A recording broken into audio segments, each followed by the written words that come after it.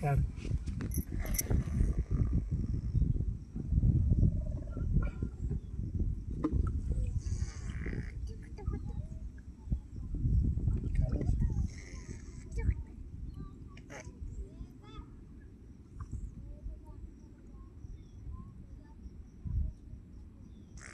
मला पण दाखव ना. तर मित्रांनो, खेकड लयच मेहनत लागली काढायला. एवढं खोदायला लागलं आणि भेटली इथं मोठी खेकड. स्टॉप.